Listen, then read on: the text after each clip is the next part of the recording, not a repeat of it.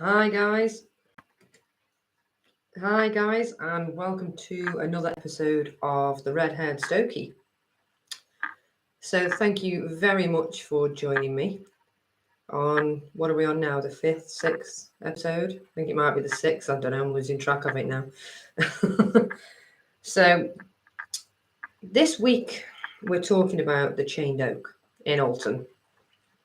But before I go into that, I just want to say a huge thank you to everyone that's supported me so far.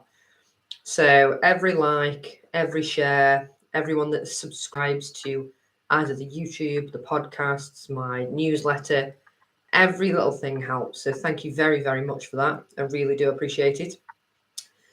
If you do want to go ahead and support the work that I'm doing, and what I'm doing is I'm trying to make our local history accessible to everybody. So I'm doing it on the radio, podcast, YouTube, articles. It's all there. It's accessible for everybody. And we're just trying to open it up and, let everybody read about it, learn about it. We're trying to dig out history that people didn't know and doing plenty of research. So if you do want to support me, like I say, you can head over to my Facebook page, head over to the website, which is the Red Haired Stokie. And you can also subscribe to my newsletter, subscribe to the YouTube channel, or even just follow me on Facebook. And like I say, every little helps. So we're going to get to it straight away. So today we're talking about the Chained Oak in Alton. And it's a 700-year-old English oak tree. And it's been the subject of legends, superstition, and folklore for centuries. But what are the facts behind the folklore? Now, if you're local to Staffordshire, you will no doubt have heard about the legend of the Chained Oak. But it all really catapulted in 2000 when Alton Towers opened the ride, Hex. But I think to fully appreciate the magnitude of this, the curse and the folklore, we've got to go right back to the beginning. We've got to go right back to the beginning and talk about the history of Alton and Alton Towers. So I think we'll start there, and then we'll talk a little bit more about the story that everybody knows. So Alton Towers itself traces its origins back to the Iron Age, when a fort was built on Bunbury Hill, which is actually where the Alton Towers estate sits. And I think it was around 700 AD, the Saxons then came and built a fortress on the same hill. Now, in 716, there was a battle where the Oriental Water Garden now sits. So, when you go down off the Sky Ride into the gardens, when you go down into the gardens, there's like an Oriental water garden. It's like an Oriental thing in the middle of the lake. And that is where this battle was. And the area is now called Slane Hollow.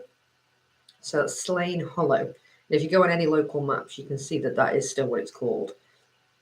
Now, there was a castle built on this area in Alton in the 11th century. And in 1406, the estate was acquired by Sir John Talbot. He became the second Earl of Shrewsbury after the title was originally forfeited by the third Earl back in 1102. And the castle was destroyed in the English Civil War. Now, there is quite a lot of confusion to people who aren't local to Alton about Alton Castle. Now, Alton Castle is not Alton Towers, although it is on the same estate. And Alton Castle was a Norman castle that was built right up on the rocky crag above the Churnet Valley. And as you drive into the village of Alton, you can actually see this castle. It's still standing up on the top. And this is actually about a mile from the towers of Alton Towers. And it's a completely different castle. But this one is where it started. So it was in the 17th century, after it was destroyed in the Civil War years before, that this castle up on the crag, this Norman castle, was redeveloped as a hunting lodge. And it was actually known as Alverton Lodge. And it was reused, the medieval castle was reused, and part of it, the original castle's tower, remains part of the same building today. And this lodge served as like a recreational retreat for the nobility, so people stayed there and went hunting and got drunk and, did all the things that nobles did back in those days. Now, it was in the early 19th century that John Talbot, who was the 16th Earl of Shrewsbury, completely rebuilt it, and he commissioned Augustus Pugin to build a completely new castle on the site of the old castle. Now, Pugin was a very, very well-known architect. He actually designed the Houses of Parliament, and he wanted to build a completely new castle on the site of the old castle. And even though he did this, there are still some of the ruins of the original Norman castle standing today. But the castle was actually designed to look medieval and to look like it had been built by English crusaders, which was the fashion of the time. And it's this one that still stands in the village of Alton today. As you go into the village and you look up onto the top of the hill, that is the original castle. And like I say, there is a lot of confusion, but that is not Alton Towers. Alton Towers was built quite a bit later, and it was in, again, the early sort of 19th century that Charles Talbot, the 15th Earl of Shrewsbury, he recognised the deteriorating state of the old hunting lodge, and he thought it was beyond repair. So he embarked on a project to construct a completely new country house in a very striking sort of Gothic style. So he commissioned a Gothic style country house to be built on the north side of the Chained Valley, about a mile away from the castle and hunting lodge. And when this was built, he called it Alton Abbey, although there's absolutely no religious links, and we can't figure out why it was called Alton Abbey, other than it was probably fashionable. So it was under his ownership and that of like subsequent generations of the Talbot family that Alton Towers began to evolve into a place of great significance. I mean, I don't think there's a person in the country who hasn't heard of Alton Towers, but it all started as just a country home. And then the 16th Earl, John Talbot, again commissioned Augustus Pugin, who also did Alton Castle, to renovate and remodel the mansion, incorporating like Gothic revival architecture and creating a very stunning and imposing structure. And if you've been to Alton Towers and you've seen the castle itself, the towers, you will understand what I mean. It's an absolutely fantastic building. And if you have been to Alton Towers and you've never noticed this, please take a look at the castle, have a walk around. It's absolutely stunning. Now, during this building process, a wharf was added to the nearby Uttoxeter Canal to facilitate the unloading of construction materials. So this is also worth remembering when we get to the legend of the Chained Oak. And this project resulted in significant expansions. So he added things like a drawing room, a dining room, chapel, library, a long gallery, banqueting hall, conservatory, and an entrance hall. And all of these extensions effectively doubled the size of the building. And again, this was still at this time called Alton Abbey. And it was during this period that the surrounding grounds were also transformed into extensive gardens, parkland, and the landscape was completely redesigned and included features like lakes, cascades, ornamental gardens. And it was this in the Victorian times that made people want to visit. So there was no theme park, it was just a house with beautiful gardens, and it attracted visitors from far and wide. And the Talbot family cherished Alton Towers and the surrounding estate, and they maintained it as a private residence for many, many years. However, as was with many country homes, in the early 20th century, the financial burden of maintaining such a huge property became too challenging. And it was in 1924 that the 20th Earl of Shrewsbury, who was Charles Chetwynd Talbot, opened a section of the estate to the public and offered them a glimpse into the absolute splendour. And everything just followed on from there, really. And Alton Towers, which had been renamed to this time to Alton Towers, it gradually expanded its offerings, introducing various attractions and amusements. The gardens were enhanced. There was a maze of boating lake walks. And over the years, the history kind of got forgotten and the architectural marvels were kind of reduced because more and more people were more interested in the rides, up until how it is today. But if you go outside of Alton Towers and you head down one of the many footpaths in Dimmingsdale, you'll see a tree. And this tree is coated in chains, it's wrapped in chains. And this tree stands as a magnificent and imposing figure. It's an ancient English oak tree with a history that spans over 700 years that we know of. And it's located near the Middle Lodge at Alton Towers. And the Middle Lodge to the Towers is now a B&B called the Chained Oak B&B. But this tree has become a symbol of legend, folklore and intrigue all over the country. Now, the oak tree itself is a grand specimen, or it was, characterised by a sturdy trunk, expansive branches, and it reaches high into the sky, its canopy spreading out. And the chained oak stands as a testament to the power and resilience of nature. It's withstood the test of time, it's weathered countless seasons. But you can't help but notice the feature that gives it its name, and that's the chains. Thick iron chains wrapped tightly around the branches. And the chains have been weathered by time and elements, and they've become an inseparable part of the tree's identity. So they drape from branch to branch, creating a visually captivating sight that if anybody has been and seen them, you will know what I'm talking about.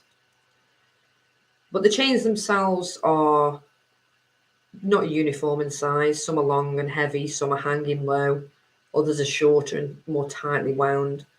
They crisscross and intersect. And the iron's developed a patina of age, so it's weathered and rusty. But as you walk up to the chained oak, there's like a sense of awe that fills the air. You can see why people think it's such a magical place. And even on a busy day, the surrounding area is still quiet and tranquil. And the base of the tree is the steps going up to it, stone steps. And there's a small clearing around the tree with moss-covered stones, some of which are believed to predate the chains themselves, the steps. There is rumour that they've been there longer. But the ground beneath the tree is often carpeted with falling leaves, branches, and it's become a destination for people that want to connect with nature or immerse themselves in the lore and the legends that have woven themselves around it. It's actually become a tourist attraction in itself, bringing in visitors from far and wide who come to witness how unique it is and hear the tales that have been passed down through the generations from the locals.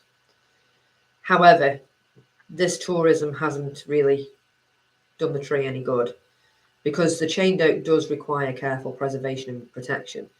And over the time, the trees suffered the effects of weather, human interaction, and just the passage of time.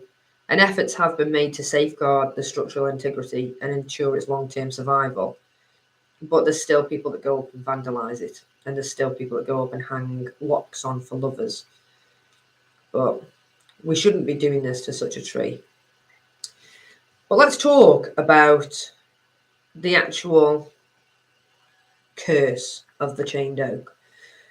And in the most well-known story used by Alton Towers, in Hex the Ride, the story goes that the 15th Earl of Shrewsbury is depicted as riding home to the Towers in his carriage in 1821, because the footpath that is now past the oak was actually a carriageway to the Towers from Cheadle. And along the way, he encounters an old beggar woman, or sometimes a man, it depends who's telling the story, who approaches him asking for a coin. However, the Earl, acting dismissively or unkindly, refuses to help the beggar. And in response to the Earl's rejection, the beggar woman places a curse upon him. She prophesies that for every branch that falls from a specific tree, a member of the family will meet their demise. And shortly after this encounter, a storm brews and a branch from the tree falls. And then tragically, a member of the Earl's family perishes, which is seemingly fulfilling the curse. And then, driven by fear and a desire to prevent further tragedy, the Earl orders the branches of the tree to be bound in iron chains, aiming to prevent any further branches from falling and causing more harm to his family. And this act of binding the tree becomes a pivotal element in the narrative of the ride Hex. And that's the main story that most people have heard, but then Hex takes it a little bit further. And the story continues by stating that the Earl becomes consumed with madness and he's obsessed with the curse.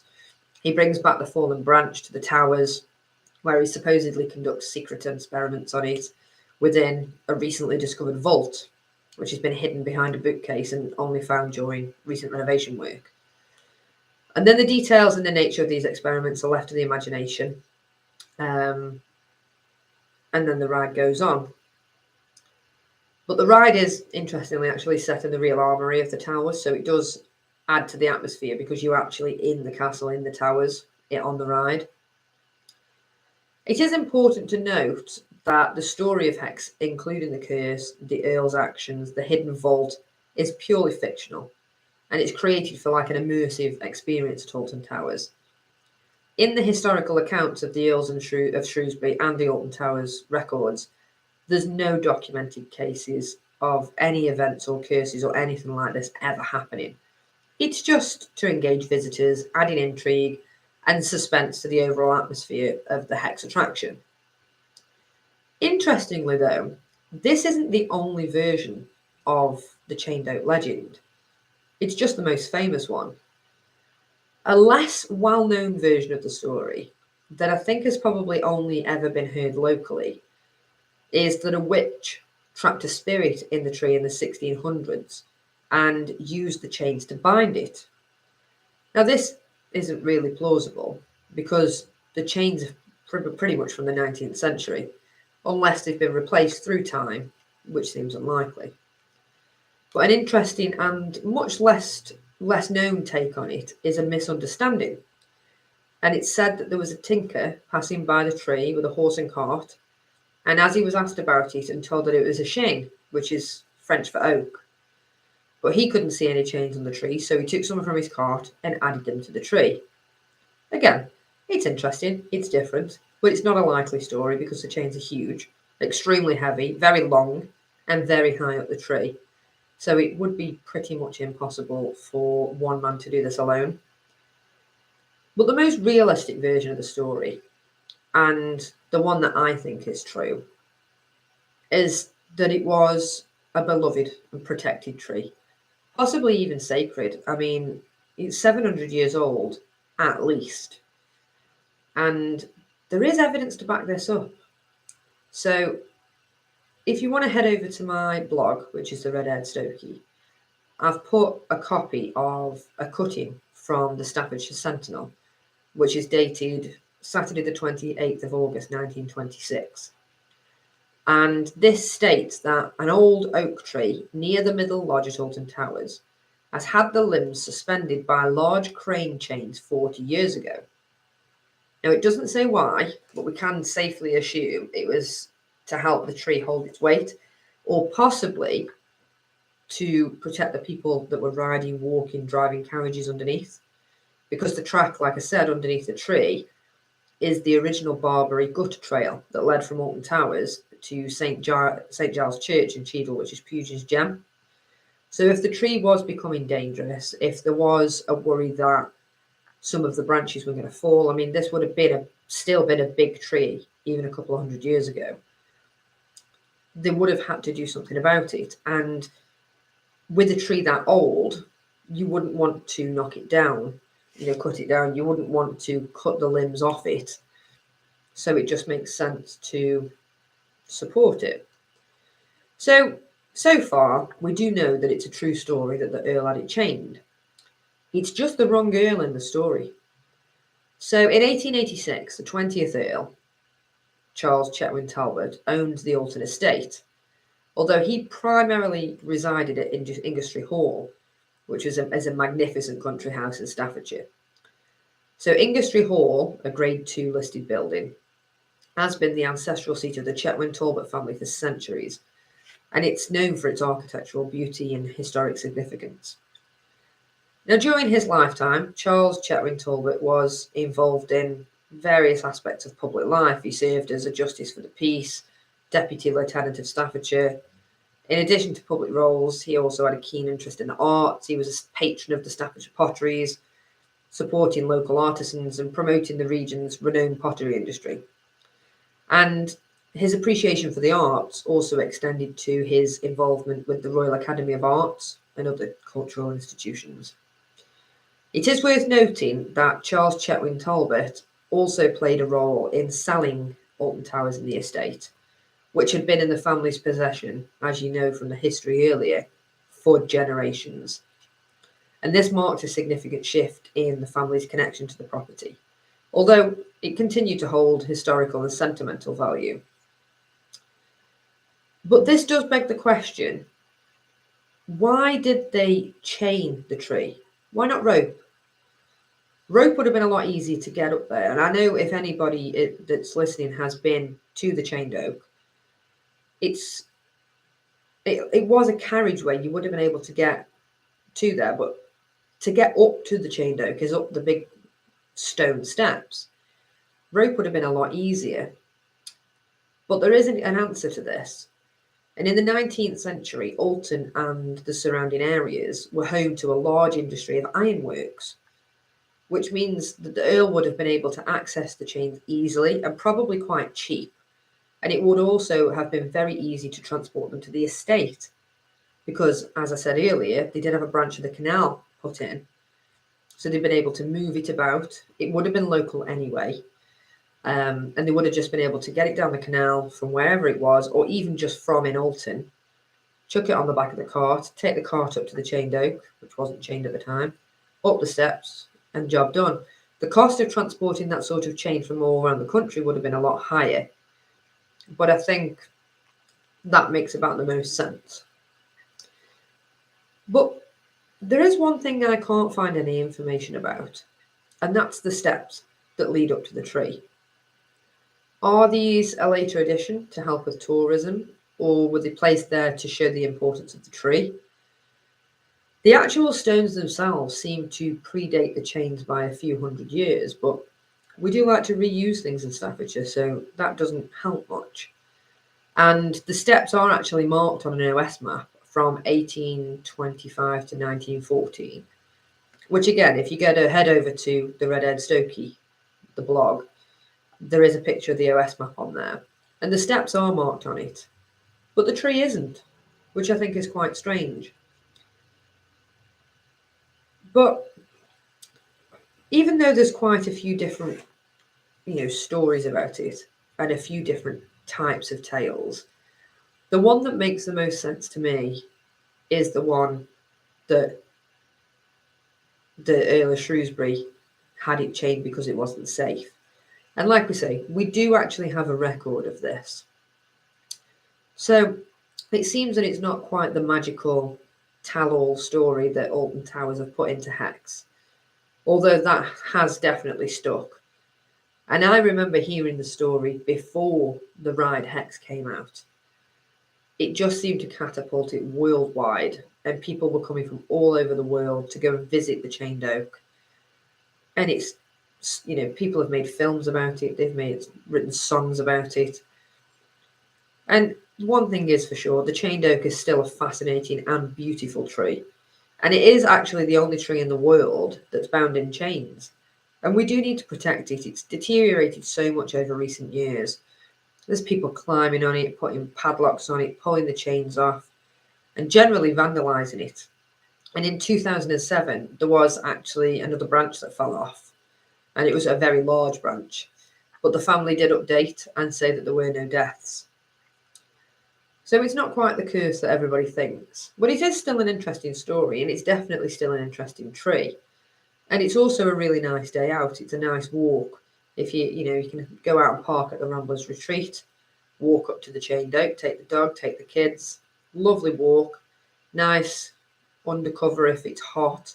Then you can head back, and there's plenty of pubs. Alton Village has got a few nice pubs in as well. You've got the other castle on top of the hill that you can go and visit at the bottom of the hill. You've got the Alton Bridge and the Talbot pubs that are right on the river next to the bridge to the original gatehouse to Alton Towers. So the whole place is beautiful. It's very, very picturesque. But I would highly recommend visiting the Chained Oak, but if you do want to go and vandalise it, then please don't. If you see any damage, please report it. We need to look after these things. This tree has been standing for at least 700 years. There's no reason why it couldn't stand for another 700 if we look after it. So yeah, that's the story of the Chained Oak and a little bit of the facts behind the folklore. And if you did enjoy this, please pop over and drop us a like, subscribe, sign up for the newsletter on my website. Every little helps. And if you head over to my website, which is the Red Haired Stokie, you can read all the articles that go along with these. You can go over to YouTube and watch the video, or you can head over to most popular podcast sites, and we're on there as well. But yeah, thank you very much for your support, guys. It's not a particularly long one today, but we'll be back next week. And thank you very, very much for listening.